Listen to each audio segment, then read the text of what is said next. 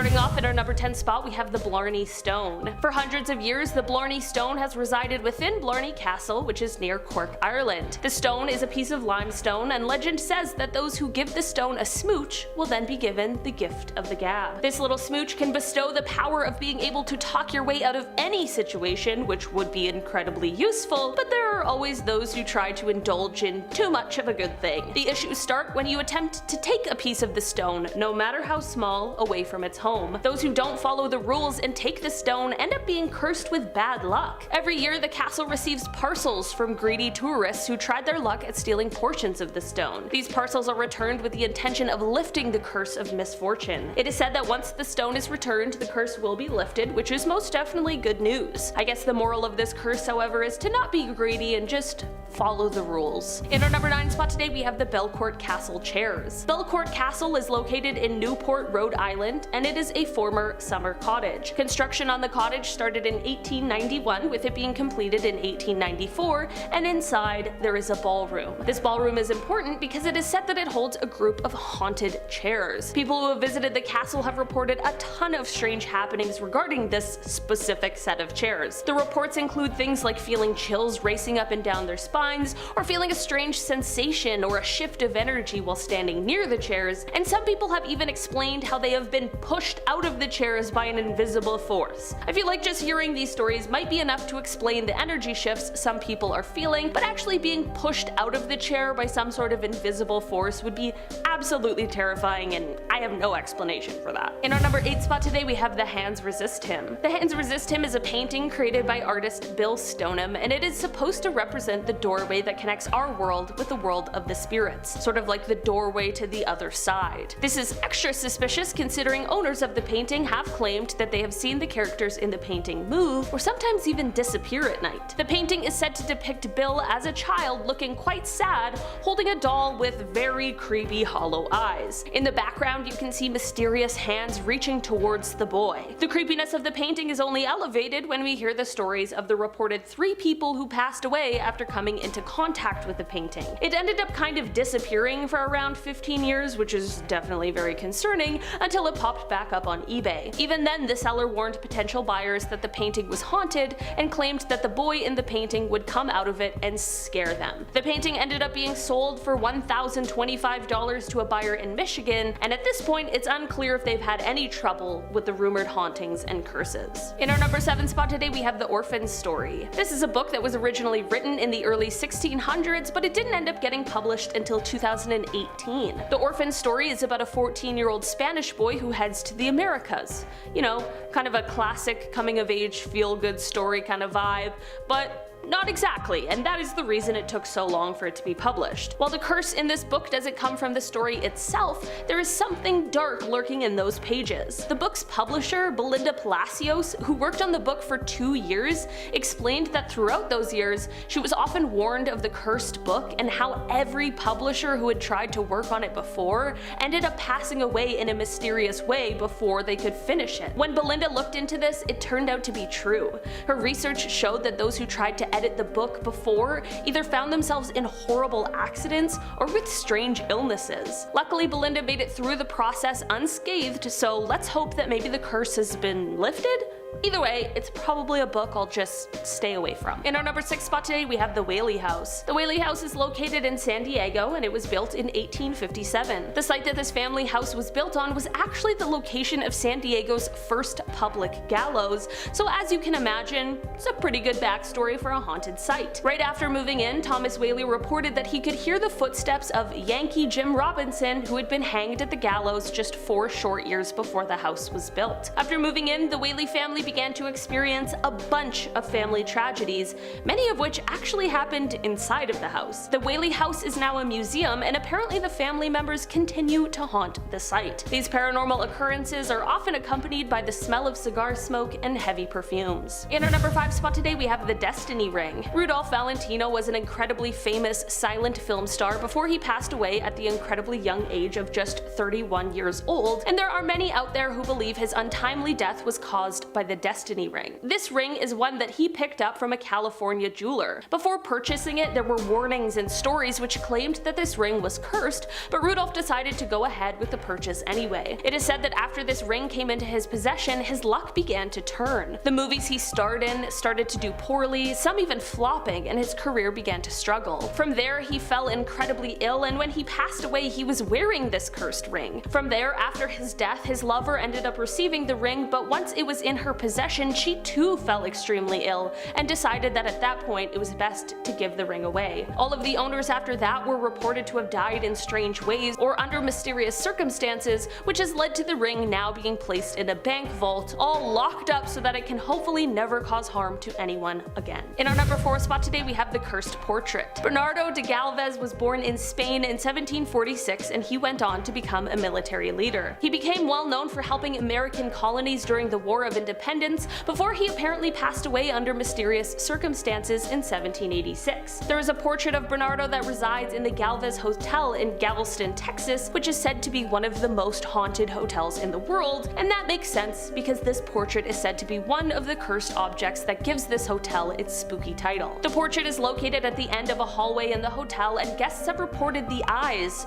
following their every move. People also report a cold or uncomfortable feeling when they get close to the painting, and this is said to be Bernardo's spirit. Some people even swear they can feel him following them around the hotel. It is also said that any picture you try and take of the portrait will come out blurry and distorted unless you ask Bernardo for permission first. In our number 3 spot today, we have the Screaming Skull. The Screaming Skull resides in the Burton Agnes Hall in England, and it is thought to have belonged to Catherine Ann Griffith. It is said that Catherine was the youngest in the family, and she was the one who enjoyed wandering around the property the most. One day while she was out strolling around, she ended up being surrounded by a group of robbers who took all of her possessions and then viciously harmed her and left her for dead. She was found and brought back to the hall to be tended to, but unfortunately a few days later she succumbed to her injuries. Before she died, she was upset about the thought of leaving her family, so she asked them to remove her head after death and keep her skull so that they would always have a piece of her around. The family agreed to her face, but after her passing they buried her body, head still intact, because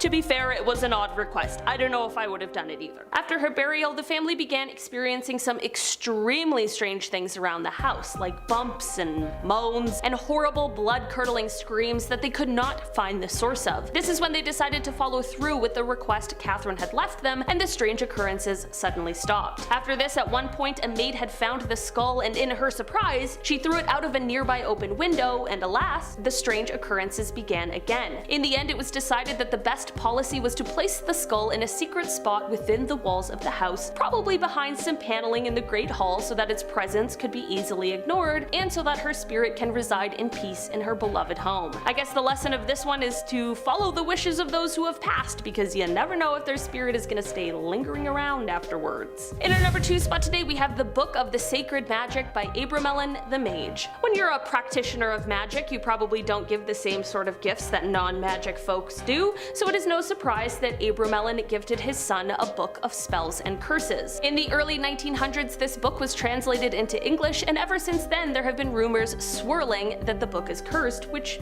makes a ton of sense considering, like how I mentioned, it's a book of curses. Rumor has it that the cursed nature of this book, in part, has to do with Abramelin's belief that everyone has their own personal demon. The book holds instructions on how to get your demons under control through rituals and supernatural situations, and it is always risky to reach out to the spirit world, so maybe that's why everyone feels like this book is cursed. It's looking like unless you absolutely know what you're doing, the contents of this book just might be too powerful. Those who have had bad experiences with the book explained either bad luck or hauntings from the spirit world are what await those who dare to read it. In our number 1 spot today, we have the Bodny Canal. This canal is located in St. Petersburg, Russia, and it really creeps me out. This man-made canal was built in the late 18th century, and ever since then there have been extremely strange occurrences at this location. Construction workers would complain of headaches. They would also sometimes even have random outbursts of violent behavior that was really uncharacteristic of them. But the craziest, most unsettling part is what has given this location full cursed status. Many people have attempted to take their own lives here. Sadly, most of the attempts have been successful, but the few people who have been saved have explained that they have no idea why they did it. They say that they didn't really have any intentions beforehand,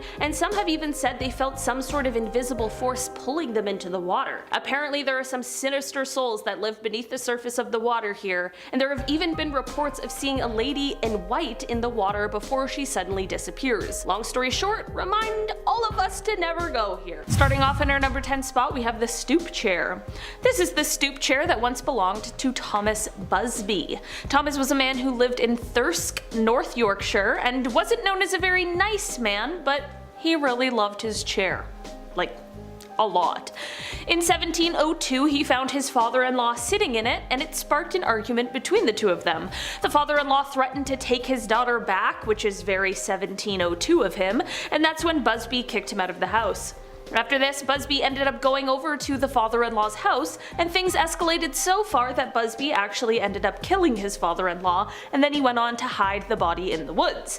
Of course, the body ended up being found, and this led to Busby getting convicted and sentenced to death. It is said that on his ride to his execution, he has to stop by his favorite pub for a beer, and this request was fulfilled, which is also very 1702. Apparently, as he finished his drink, he said, quote, "May sudden death come to anyone who dare sit in my chair." I really don't know what it is with this guy in his chair, but while it currently resides in the Thirsk Museum, it has been recorded that many terrible fates have been met by the people who have sat in the chair. In 1972, it was decided to hang the chair from the ceiling so that no one could sit in it again, which is probably for the best. In our number 9 spot today, we have Annabelle. It's not just a movie, folks, there really is a very real doll that the tales have been inspired by. The doll now resides in the Warrens Occult Museum, where it absolutely belongs, but where did it come from? Well, there was once a college student named Donna who received the doll as a gift from her mother, who had purchased it from an antique store. Donna and her roommate started to notice some pretty creepy things happening and swore that the doll was moving. They said it would appear in different places and positions throughout their apartment before things began to worsen. Donna began to find notes that said help in her apartment, and one night she found the doll in a different position and covered in some sort of red substance. The girls then decided to contact a medium who solidified all of their beliefs and told them that the doll had been possessed by the spirit of someone who was killed in their apartment building. For some reason, the girls didn't immediately get rid of the doll, and the story goes that their friend Lou, who was at the girls' apartment, heard strange noises one night and went to investigate, and this is when he was attacked and killed by Annabelle. The girls finally contacted a priest who told them that the doll was possessed by a demon straight from hell, and then he put them in contact with Ed and Lorraine Warren, paranormal investigators. The two of them tried to do an exorcism on the doll, but it apparently failed, which is why it is now kept in a glass box at their museum. In our number 8 spot today, we have the Goddess. This statue is actually called the Goddess of Death, or sometimes the Woman from the Lem. This artifact is made out of limestone, and it was created sometime around 3500 BC, and it was found in Cyprus in 1878. Over the years, it has belonged to many different families who all have been ruined and dismantled by death. After the first 6 years of ownership, all 7 members of the first family died. It then moved on to a second owner, and after 4 years, death began to come to him and his family as well. There was then a long period where it was unclaimed, but once the third family got a hold of it, several members of that family began to die as well. The third family ended up turning it over to the Royal Scottish Museum, where it thankfully still resides, hopefully to never ruin another family again. In our number 7 spot today, we have the Hope Diamond. The Hope Diamond was most likely cut from a mine in India and placed into a statue. It is a huge 45 carats, and it has a beautiful rare blue color. It is one of the most famous diamonds in the world, partially for its beauty, but also because of all of the mysterious happenings surrounding it. One day a thief stole the diamond and is said to have died quite soon after. From then on, anyone who owned or even touched the diamond was said to have met an ill fate. Whether it was at their own hands, a mass execution, or a pack of wild dogs, the diamond seemed to have placed a curse on any and everyone who got near it. In 1958, it was fortunately donated to the Smithsonian Museum and has been safe there ever since. I wonder if it got moved from the museum, if the curse would continue. Do cursed items ever, like, retire? In our number 6 spot today, we have the Dybbuk box. The box, which was originally just a plain old wine box, is said to have been possessed by a Dybbuk, which in Jewish mythology is a malicious demon. The box began to gain attention in 2001 when it was being auctioned off on eBay. The seller explained that he had bought it at an estate sale of a woman who had survived the Holocaust. When he first opened the box, he found 2 1920s pennies, a lock of blonde hair bound with a cord, a lock of darker hair bound with a cord as well, a small statue that was engraved, a small golden wine goblet, 1 dried rosebud, and a single candle holder with 4 octopus-shaped legs. Since he bought the box, he reported that strange things began happening, such as really horrific nightmares for him and anyone who had stayed around or touched the box, and when he gave the box to his mother as a birthday gift, she suffered a stroke the same day. The box ended up in the hands of Zach Bagan, who is a paranormal investigator, and it now resides in his haunted museum. The box also gained even more attention in 2018 when Post Malone touched it, and has apparently been dealing with the repercussions of that ever since. So, I don't know what you want to do with that information. In our number 5 spot today, we have Robert the Doll. Annabelle gets a lot of attention for being a haunted doll, but Robert is just as terrifying. Swear to God, guys, the door just opened on its own. Robert the Doll's trying to come in right now. Robert the Doll was a childhood birthday gift from a grandfather to his grandson, who is also named Robert, but more often went by Gene. The story claims that while growing up with Robert, Gene would often be heard by his parents in his bedroom having conversations with himself in 2 entirely different voices. His parents would sometimes be woken up in the middle of the night to the sound of Gene screaming, only to find him completely frightened in bed with overturned furniture around him. Gene would blame Robert for all of the strange happenings, and at the time, no one really believed him. Gene kept Robert into adulthood, and it became what people would describe as an unhealthy relationship. Apparently, Gene took Robert everywhere with him and spoke as if he was a living entity rather than a doll. Okay, this story is already not great, but surprisingly, it gets worse. Gene lived in a house as an adult that was called the Artist's House. Robert would be left in the upstairs window where children in the area reported seeing the doll disappear and reappear, and they all chose to just stay clear of the house. After Gene passed away in 1974, a woman named Myrtle purchased the house, and apparently Robert as well. Visitors of the house could swear they could hear footsteps and giggling coming from the attic where Robert was, and some even claimed to see the doll's expression change if someone spoke poorly of Gene. Myrtle reported Robert moving around the house on his own, and after 20 years she decided that she had had enough and donated him to a museum. Robert still lives in the museum where he is safely locked up, but it is said that he still likes to place a little curse on those who take his photo without permission. The walls of the museum near Robert's glass case are riddled with notes from previous visitors and naysayers who are begging Robert for his forgiveness and asking him to remove any curse he has placed on them.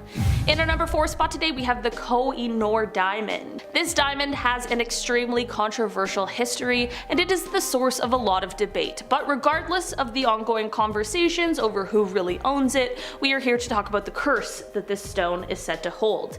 This diamond dates back thousands of years, and its curse is said to only affect men. It is said that the jewel can bring about great wealth, but it can also bring great misfortune as well to those who own it. Folklore states that, quote, "He who owns this diamond will own the world, but will also know all its misfortunes. Only God or women can wear it with impunity." Throughout the history of the diamond, it was passed among many people and rulers who all fought bloody battles while in possession of it. Every prince who had it is said to have ultimately either lost their power or their life while in possession of it as well. Part of the controversy of the diamond is how it ended up in the hands of the British royal family during colonization in the 1800s. Ever since then, it has only been worn by female monarchs, including Queen Victoria and Queen Elizabeth. The diamond now resides in the crown of the Queen Mother and is on display in the Jewel House at the Tower of London. In our number 3 spot today, we have the Dark Mirror.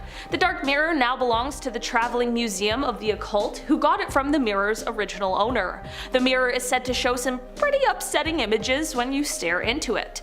The original owner said that they purchased it from a psychic fair in the Columbus area and were shocked with the visions they saw when looking into the dark glass. Visitors to the Traveling Museum have claimed to see things such as their own corpse when they gaze into the mirror. I don't know, pretty creepy stuff. Look if you dare. In our number 2 spot today we have the Great Bed of Ware. I definitely wouldn't necessarily expect to see a bed as I waltz through a museum, but the Bed of Ware is actually one of the Victoria and Albert Museum's biggest attractions. This lavishly decorated bed is said to have been built in the 15th century for King Edward IV by a carpenter named Jonas Fosbrook. After a while, it is said that this bed began to be passed between the inns of Ware, which led to more common folk being able to get their shut-eye in this elaborate bed. Here's where the tale turns. It is said that once more people began sleeping in this bed, they also began covering it in graffiti and carvings. Apparently, this disrespect for what was said to have once been a regal item angered the ghost of the man who made it. This is where the curse comes into play. It is now said that anyone who dare try and sleep in the bed, unless you're a noble of course, will be attacked by the ghost of Fosbrook. He makes it his business to ensure that the bed only sees visitors who are fit for it. In our number 1 spot today we have Old Nick. Old Nick is often referred to as the Swansea Devil, and his story dates back to the 1890s, although he now resides in the Swansea Museum. So back in the 1890s there was the prestigious St. Mary's Church located right in the center of town. The church decided to do some renovations and they put out some ads to hire someone. When a local builder applied for the job and was turned down, he had a major overreaction and decided he wanted to get some kind of revenge. He went and bought the row of cottages that lay next to the church and then demolished them all. In their place he built large brick offices, and then he commissioned the carving of Old Nick and placed him right on top of the office building looking down at St. Mary's Church. Legend goes that he even placed the curse himself by saying, quote, "When your church is destroyed and burnt to the ground, my devil will remain laughing." Some years later, during World War II, a German blitz came through the town and it left most of the town, including St. Mary's, completely destroyed and burnt to the ground. But the office building with Old Nick was undamaged and remained standing. For a while, Old Nick seemed to kind of disappear, but once he resurfaced, there was a petition to put him back to where he was before, as well as a subsequent counter petition to put him far, far away from the rebuilt St. Mary's Church. As of now, Old Nick resides behind glass in the Swansea Museum, and it is said that he is enclosed in glass more for our protection than his. Moving on at number 9, we have the meat mummy container. So apparently mummies get hungry on the way to the afterlife. As a result, they are often buried with food. The food is carefully preserved so that they can last a long time for their lengthy journey. This is done by preparing the meat for eating, then wrapping the meat in linen. So they basically mummify the meat. In King Tut's tomb, they found 48 containers of meat mummies. Guess King Tut is a big eater. Good thing that we took away his source of food from him. Like, come on guys, you're making the curse worse than it is. This dude's gonna be mad. I mean, I would be if people took away food from me. We all know how sacred food is. In our 8th spot, we have the toe and finger caps. This is one of the more odd items found in King Tut's tomb. So King Tut was found with gold toe caps on his feet and fingers. That's right.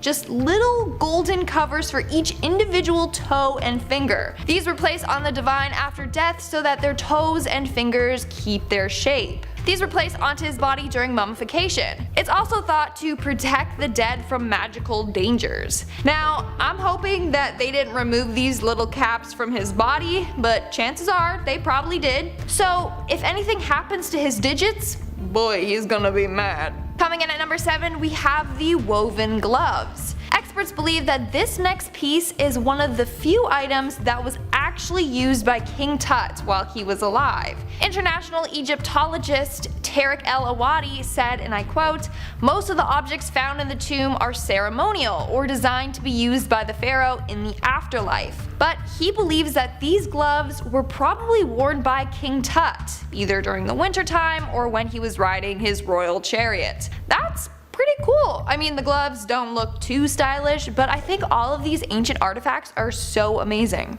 Moving on to number 6, we have the canopic jars. As part of their burial process, Egyptians would place the internal organs of the dead into 4 jars before mummification. One jar had King Tut's lungs, another had his stomach, another had his intestines, and one was for his liver. And apparently I say intestines wrong. That's how it is in Canada. Sorry. The jars were found inside of an alabaster chest. It was thought that King Tut needed these organs in the afterlife, which is why they were preserved. Not only that, but 4 goddesses protected them. But now these jars have been moved to the Egyptian Museum in Cairo, but his body is still in its original resting place. Great. So King Tut's body and his internal organs are kept separate. Bet he loves that. We are now at our 5th and halfway mark with the walking sticks. Among the countless artifacts Tut was buried with, a more interesting one would be his walking sticks. But he wasn't just buried with one walking stick. No, he was buried with 130 walking sticks. Why he needed that many is beyond me. So what we do know is that King Tut had a deformed left leg. People theorize that he had a rare bone disorder called Kohler's disease, and that's what caused this deformity. So it may just be that he needed a walking stick to get around. In fact, in tons of depictions he was drawn with this walking stick. Some think that it was just a royal staff. But with the newfound evidence of his foot, it's more likely that he needed them for mobility. And chances are, they're cursed. And they have been separated from King Tut's body, meaning he's stuck in the afterlife, probably hobbling around since we took away his sticks. Like, come on people, stop angering the king. Coming in at number 4, we have Anubis. Guarding the entrance of King Tut's tomb was a statue of a black jackal on top of a podium.